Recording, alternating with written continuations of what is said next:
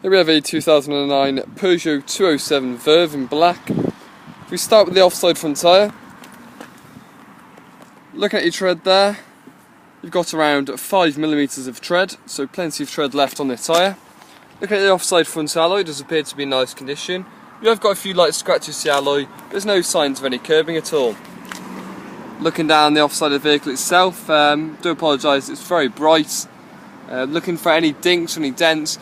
You had a few little minor dinks in the front and the rear door, which I'll show you later on in the video. Apart from that, there's no dents or any major damage at all. Mirror caps in nice condition there. Looking at the paintwork on the driver's door, there's a few light scratches to the door itself. Again, requires either touchings or some polish. As you can see, a lot of light scratches around the door handle there. But do be aware of those, as you can see. Some minor chips as well on the door edges and to the plastics. Again, just requires some touchings of paint, nothing major, and especially to the bottom of the door edge there. Again, a couple of light scratches to the bottom and some scuffs as well. As you can see, you've got a very small dink there just above the top of my finger, very light, so shouldn't be a problem for polishing that out. And look at the rear door here, again you've got some slight scratches. The car is black, so it's going to show every single little mark on the paintwork, but as you can see, just a load of light scratches. The car will really benefit from a full body polish.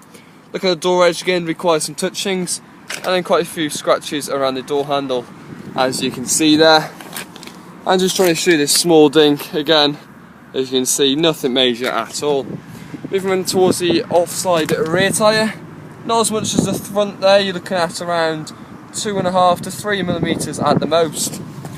Looking at the offside rear alloy, you can see we've got some scuffs and some curbing to the alloy. Nothing major at all though, and as you can see, just a few light scratches around the rest of the alloy itself. Moving towards the rear of the car.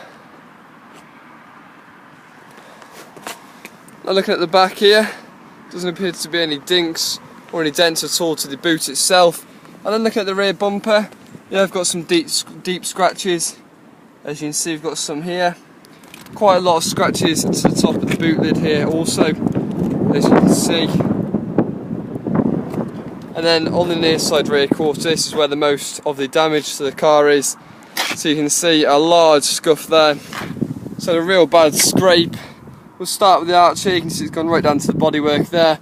Some light scratches all around here, those should polish out. But you can see some very heavy scratches there and scuffs on this rear bumper to the plastics and all around here also. So quite a bit of damage there. Also a bit of a scuff underneath the rear headlight. So as you can see, it's had this whole near side rear quarter is going to need some work doing to it there. Again, just some light scratches to the back of the boot. Take a look inside the boot itself. As you can see, what your plates in there, nice condition, nice and tidy. And you do get your spare wheel underneath there, I believe. It doesn't appear to be a spare wheel actually, but yeah, I've got your bits and bobs in there, but no signs of any spare tyre underneath there. Moving around to the near side of the vehicle itself, we've got the near side rear tyre, and again you're looking at around 2.5mm to 3mm of tread. Look at the near side rear alloy, again we've got some light curbs, just the one actually, as you can see I've just shown you. Apart from that one, there doesn't appear to be any other signs of any curbing at all. And then looking down the near side of the vehicle, again you've got a small dink in the rear passenger door and the front passenger door. Requires some touchings on the door edge on the rear door. As you can see, very small dink there. Again, not very heavy, so it shouldn't be a problem getting it out. And then another small dink there on the front door. Again, it just mainly consists of lots of scratches, most of them being very light, but there are some heavy ones also. Moving around to the front, you've got a few scratches to the mirror caps, and some scuffs there. Oh, that's a bit of dirt, do apologise. Near side front tyre, looking at around 4 to 5mm of tread. And then look at the front alloy on the near side. Again, not bad condition at all, no curbing at all to this alloy, and it's actually in nice condition. Move around to the front of the vehicle, again you've got some light scuffs and scratches there to the paintwork. No signs of any damage at all to the front bumpers though.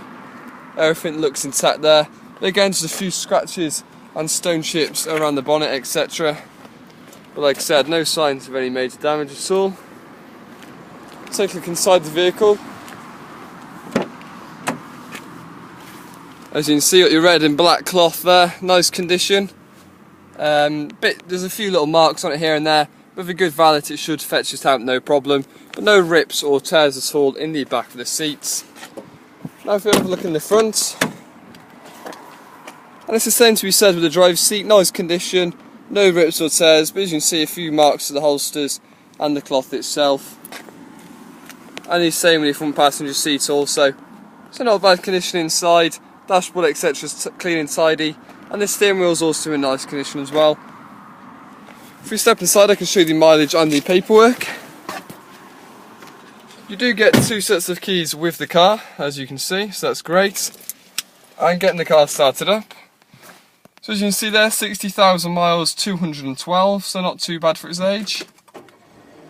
Car does start first time, no problems at all. And looking at the lights there, you can see there's no lights indicating that you need to be off at all. Looking at the system here, pretty basic, you got your CD and radio. No problems at all with the sound, still sounds great, and everything functions exactly how it should. Now looking down here, you have got air conditioning on the car, lights indicating now it's on and off. And no problems at all with any of the blowers, so like I said, everything works exactly how it should. Now taking a look at the documents, so for the V5, the car's had 2 owners. It does come with an MOT certificate, which ends here August 30th, 2014, so plenty left there. And look at the service history. We do have only 2 stamps, one at 19 and then one there at 41,000 miles. So it has got service history, but I wouldn't say it was full. But there we go, that is the 2009 Peugeot 207 Verve. And for a car of its age, it's definitely showing signs of its age, and there is a bit of work to do into it, but once it's done, I think it'll be a nice looking car.